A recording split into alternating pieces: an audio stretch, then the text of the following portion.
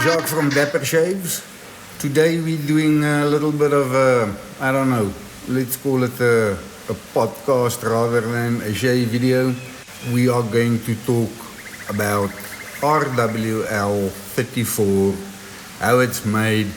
So in order to understand RWL's history, we first need to step a bit back to a gentleman by the name of R.W. Lovelace. He was an American knife maker. He designed and popularized hollow grind drop point blades using full taper tanks and screw type handle scales. That was his style of knife making, and that became very popular. The Japanese ball bearing stainless steel ATS-34 from Kobe Steel in Japan was a steel he enjoyed working with tremendously. The steel had incredible hardening capability, and so for his hollow ground drop point knives, the steel was perfect. And so, by some means to which I'm not sure, the owner or the founder of Damasteel, Mr. Pele, came to hear of this, and they started working with Mr. Lovelace and their technology and processing for creating steel, and essentially transformed ATS-34 into RWL34 as you know it today. So how does Damasteel transform ATS-34 into RWL? So what they do is they essentially melt the ATS-34 and then they inject it via inert gas, I would assume helium or something like that, into a gas or atomizer. So what it does, that molten steel gets ejected with helium, and what happens is that metal comes out in very small micron-sized droplets, and they rapidly cool as they descend into these atomizing towers. So what you end up is with a powdered steel. And so what Damasteel does next with this powder steel is they introduce it into the HIP process, which is essentially they take this powder and they inject it again into a furnace under high pressure and high temperature, and that is essentially how the steel is then formed. So you've got no inclusions, no impurities, very fine grain structure steel that is lying there. And so when you get the steel from Damasteel, the Rockwell hardness is going to be around 23. So it's very soft. Essentially, if you know what you're doing, you can feel it with your nail. That's how soft it is. So to take a very soft, fine grain, clean steel and turn it into an incredibly hard, corrosive resistant stainless steel, it needs to go through a tempering process. And that's what I'm going to talk about next.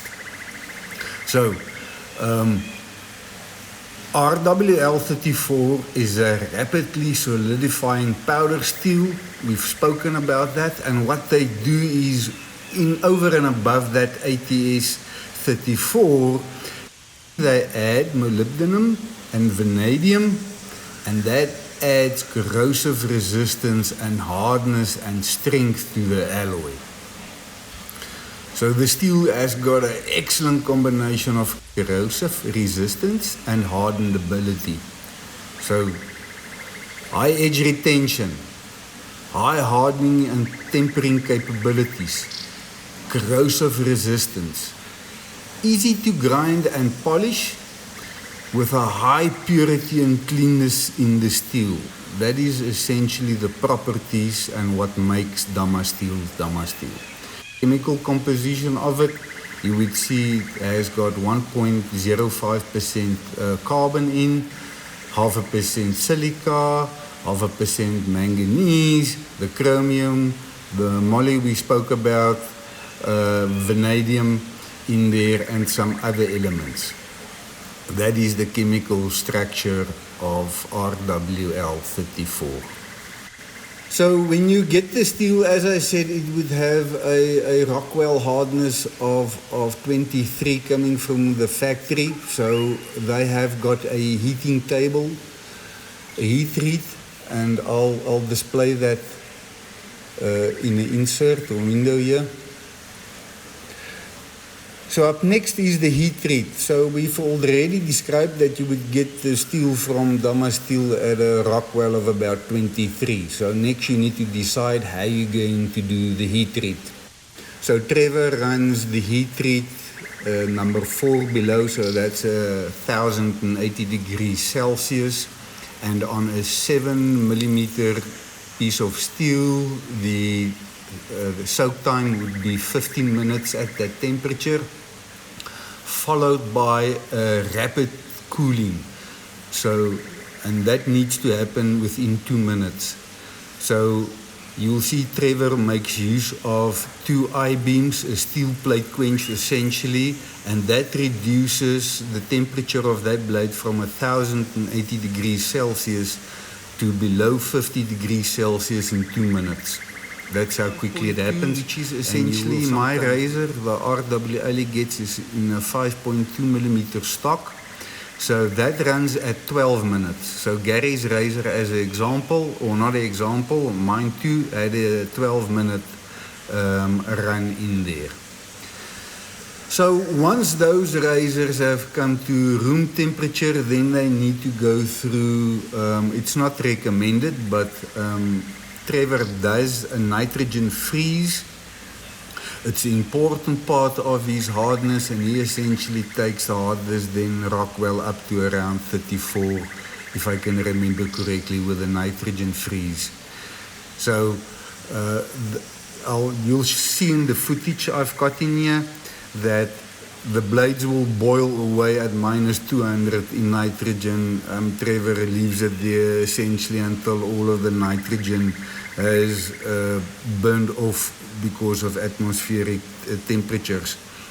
And then those blades are frozen hard. It actually takes quite a few hours for them to come back to room temperature, and then it goes into an annealing cycle, which Mrs. Wolfson is tasked with. So she bakes the cookies. What is important to note is that Trevor quenches a single blade at a time. He also ensures that the blade is very deep down in the furnace so that you don't get hot spots right at the top. He really pays incredible attention to detail. In some of the videos, you'll see him actually, as he closes that furnace lid, when the temperature comes up, it actually comes up quite quickly. You would see him start the stopwatch and he runs it down to the seconds.